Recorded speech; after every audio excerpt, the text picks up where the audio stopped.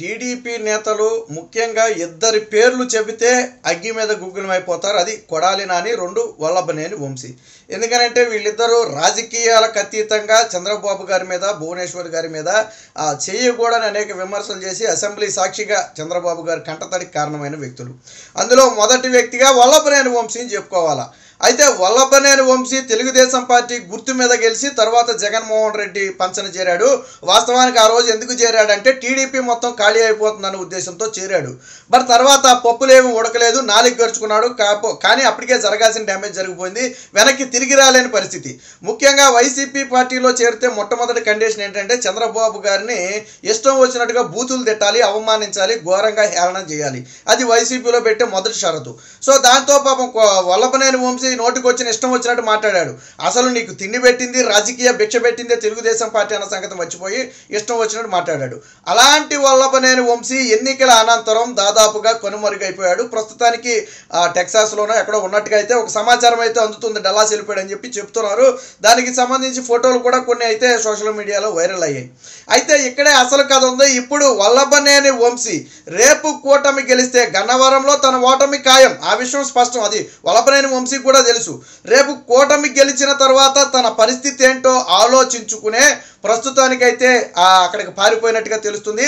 అయితే ఇక్కడ ఇంకోటి, ఈ అమెరికా లాంటిది ఇప్పుడు వాస్తవానికి వల్లభనేని వంశీకి గ్రీన్ కార్డు కూడా వచ్చిందని చెప్తున్నారు అమెరికాలో.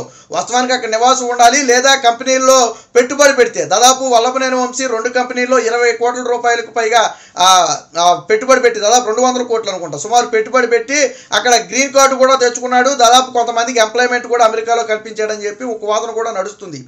ఇప్పుడు వల్లభనేని వంశీ ఇతర దేశానికంటే టెక్సాసో డల్లాసో పారిపోయి అక్కడ నుంచి బీజేపీ నేతల ద్వారా తెలుగుదేశం పార్టీతో సంధి నడుపుతున్నాడంటే ఎస్, అవుననే వాదనే వస్తుంది. ఎందుకనంటే రేపు గెలవబోయే పార్టీ తెలుగుదేశం పార్టీ, ఇది అందరికీ తెలుసు. వైసీపీ నేతలందరికీ తెలుసు. వాడికి పైకి గంభీరంగా ఏదో 2 మాటలు మాట్లాడినప్పటికీ వాస్తవం ఏంటనేది వాళ్ళందరికీ తెలుసు. మరి రేపటి రోజున కూటమి గెలిస్తే మొట్టమొదట హిట్ లిస్ట్లో ఉన్న వ్యక్తులు నేను చెప్పే కదా, వీళ్ళిద్దరూ ప్రధానంగా హిట్ లిస్ట్లో ఉన్నారు. అందుకని వల్లభనేని వంశీ రాజకీయాలలో ఉన్నా లేకపోయినా ముందు తెలుగుదేశం పార్టీ నుంచి వాళ్ళ ఆగ్రహం నుంచి తప్పించుకోవాలనే ఉద్దేశంతో వారితో సంధి నడపడం కోసం కొంతమంది బీజేపీ నేతల శరణు కోరినట్టుగా తెలిసింది.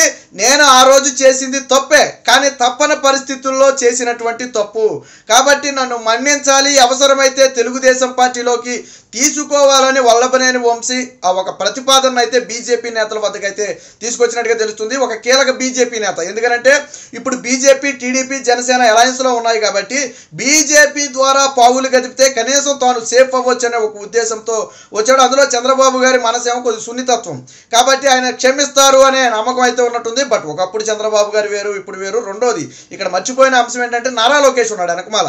ఎట్టి పరిస్థితుల్లో నారా లోకేష్ తన తల్లిని అవమానించిన వారిని వదిలిపెట్టేదే లేదని చెప్పాడు. వల్లభనేని వంశీ ప్రాణం పోయినా సరే తెలుగుదేశం పార్టీలోకి అయితే రానివ్వరు, అందులో మాత్రం డౌటే లేదు. ఎందుకంటే ముందు క్షేత్రస్థాయిలో కార్యకర్తలు, నాయకులు ఒప్పుకునే పరిస్థితి లేదు. టీడీపీ నాయకులు, టీడీపీ ప్రధానంగా కార్యకర్తలు, టీడీపీ కార్యకర్తలు ఎలా ఉంటారంటే కొన్ని విషయాల్లో అధిష్టానం మాట కూడా కేర్ చేయరు. ఎందుకంటే వాళ్ళకి ఆ స్థాయిలో ఉంటుంది అనమాట. గతంలో చూడండి, ఎన్నికల సమయంలో బీఆర్ఎస్ పార్టీ మీద వ్యతిరేకంగా కానీ అనుకూలంగా కానీ ఎటువంటి వ్యాఖ్యలు చేయొద్దని చెప్పి టీడీపీ అధిష్టానం ఒక పిలుపునిచ్చింది. అయినప్పటికీ కార్యకర్తలు దాన్ని జీర్ణించుకోరు. ఎందుకంటే గతంలో బీఆర్ఎస్ అన్న మాటలు కానివ్వండి, చంద్రబాబు అరెస్ట్ సమయంలో కేటీఆర్ చేసిన వ్యాఖ్యలు కానివ్వండి, దాన్ని జీర్ణించుకోవాలా. ఈ 2 రోజులు మేము అవసరమైతే టీడీపీ కార్యకర్తలు కాదనుకోండి అని చెప్పి మొత్తానికి వాయిదీసి వదిలిపెట్టారు బీఆర్ఎస్ని. తర్వాత ఎన్నికల్లో ఏం జరిగిందో మన అందరికీ తెలుసు. అలాగే ఇప్పుడు వల్లభనేని వంశీ, కొడాలి నాని విషయంలో మిగతా అందరి సంగతి పక్కన పెడదాం. వీళ్ళిద్దరి విషయంలో నాయకులు సమన్వయం పాటించి క్షమిద్దామని అనుకున్న కార్యకర్తలు మాత్రం ససేమిరా ఒప్పుకోరు. కాబట్టి తెలుగుదేశం అధిష్టానం ఎటువంటి పరిస్థితుల్లోనూ వాళ్ళని పార్టీలో చేర్చుకునే ప్రయత్నం కానీ లేదా వాళ్ళని కాపాడే ప్రయత్నం కానీ చేయదు. అయితే ఇక్కడ బీజేపీ నేత కూడా అదే చెప్పాడంట. ఏమయ్యా, ఇతర ఏ నాయకుడు వచ్చినా కానీ మేము ఏదో చేయొచ్చు, కానీ నువ్వు చేసిన ఘోరం చేయకూడని అతి పెద్ద తప్పు చేసావు. నువ్వు నీకు రాజకీయ భిక్ష పెట్టినటువంటి పార్టీలో ఉండి ఆ పార్టీ టికెట్ మీద నువ్వు గెలిచి, ఆ పార్టీ సింబల్ మీద గెలిచి తరువాత రాజకీయాల్లో లేని వాళ్ళ ఇంట్లో ఆడ మనిషిని నువ్వు అవమానించావు. ఎలాగైతే ఊరుకుంటారయ్యా? ఇప్పుడు నేను రాయబారం తీసుకెళ్తే నన్ను చీకొడతారు కాబట్టి నేనేమీ చేయలేనని ఈ మధ్యవర్తి, బీజేపీ మధ్యవర్తి ఎవరైతే ఉన్నాడో ఆయన చేతులు ఎత్తేయడంతో ఇప్పుడు వల్లభనేని వంశీకి దిక్కులేని పరిస్థితి అయింది.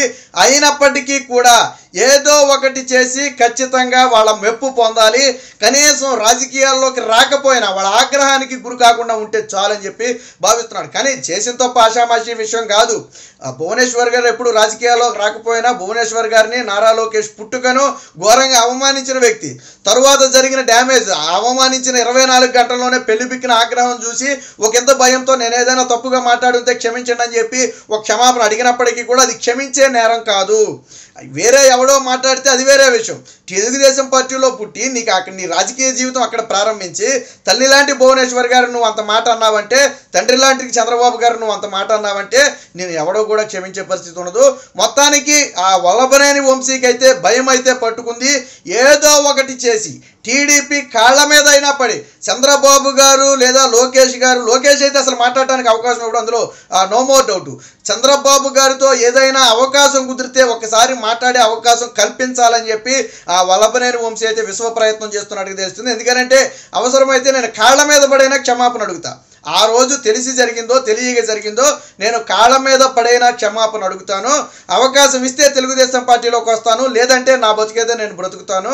కాకపోతే నాకు మాత్రం ఆ క్షమాపణలు అయితే కావాలని చెప్పి బలంగా ప్రయత్నం చేస్తున్నట్టు తెలుస్తుంది. బట్ వల్లభనేని వంశీకి చంద్రబాబు గారితో మాట్లాడించే సాహసం చేసే నేత ఎవరు కూడా లేరు. ఎందుకంటే జరిగిన డ్యామేజ్ ఏంటనేది రాష్ట్రం మొత్తానికి తెలుసు. అంతేకాకుండా తెలుగుదేశం పార్టీ కార్యాలయం మీద దాడి చేయించారు, గన్నవరంలో ఆ టీడీపీ కార్యాలయం మీద దాడి చేయించారు. ఒకటి కాదు రెండు కాదు, చెయ్యకూడని అనేక పాపాలు చేశాడు. నిజంగా నువ్వు తెలియక ఏదైనా ఒక మాట తులనాడు ఉండి అది ఓకే తప్పించుకోవచ్చు, వేరే ఏదైనా సరే. రాజకీయంగా నువ్వు ఎన్ని విమర్శలు చేసినా ఓకే, పోనీ చంద్రబాబు తిన్నాడానో అవినీతి పరుడానో ఇవన్నీ రాజకీయ విమర్శలు కామను. బట్ నువ్వు ఇంట్లో ఆడవాళ్ళను అవమానించావు, నారా లోకేష్ పుట్టుకుని అవమానించావు, స్వర్గీయ నందమూరి తారక రామారావు గారి కూతురుని అవమానించావు. సో ఇది ఏ తెలుగువాడు, నీ పార్టీలోనే ఎవడో నేను చీకొట్టారు. ఏం మాట్లాడుతున్నారో రాజకీయాల్లో ఉన్నావుకున్నావా, లేకపోతే రోడ్ల మీద గొడ్లు కాసుకునేవాడు కూడా ఎలా మాట్లాడో, ఏం మాట్లాడుతున్నావని ఆ రోజే నీ పార్టీ నేతలందరూ కూడా చీకొట్టిన పరిస్థితి. సో అంత దారుణమైన పరిస్థితులు ఉన్నాయి. కాబట్టి ప్రస్తుతానికైతే వల్లభనేని వంశీని క్షమించే అవసరం కానీ ఆ అవకాశం కానీ తెలుగుదేశం పార్టీలో లేదనే చెప్పాలి. కానీ వల్లభనేని వంశీలో ఒక రకమైన భయం ఉంది. ఎలాగైనా సరే చేసిన తప్పుకి కాళ్ళ మీద పడి క్షమాపణ అడగాలి, అవసరమైతే భువనేశ్వర్ అమ్మగారి కాళ్ళ మీద పడైనా క్షమాపణ అడగాలి అని ఒక విశ్వ ప్రయత్నం చేస్తున్నాడు. అందులో భాగంగానే ఇక్కడ నుంచి తను ఏదైనా ప్రయత్నాలు చేస్తే అది అధికార అంటే ఇప్పుడు వైసీపీ పార్టీకి తెలుస్తుందేమో, మళ్ళీ నాకెందుకు తలనొప్పి అని చెప్పి డల్లాసు లేదా టెక్సాస్ పారిపోయి అక్కడ నుంచి ఈ ప్రయత్నాలు చేస్తున్నట్టుగాను దీనికి మధ్యవర్తిగా ఒక నేతనైతే ఎన్నుకున్నట్టుగానైతే తెలుస్తుంది. ఆయన ఒక కీలక బీజేపీ నేత. బట్ ఆయన అయితే ఏ విషయంలో అయినా సహాయం చేయగలదేమో కానీ ఈ విషయంలో నేనేమి చేయలేనని చెప్పారంట. ఇదే సమయంలో ఒకవేళ తప్పని పరిస్థితి వస్తే బీజేపీలోకి వెళ్ళడానికి కూడా వల్లభనేని వంశీ సిద్ధపడ్డాడు. ఆల్రెడీ ఈ విషయం గురించి కూడా బీజేపీ నేతతో మాట్లాడితే ఈ విషయం మీద నేను ఇప్పుడే ఏమీ చెప్పలేను, పరిస్థితులు ఎలాగ ఉంటాయో రేపు ఎన్నికల ఫలితాల తర్వాత ఆలోచిద్దాం తప్ప ఇప్పుడు నేనేమీ చేయలేనని చెప్పి ఆ బీజేపీ నేత కూడా బీజేపీ నేత కూడా తేల్చి చెప్పినట్టుగా తెలుస్తుంది.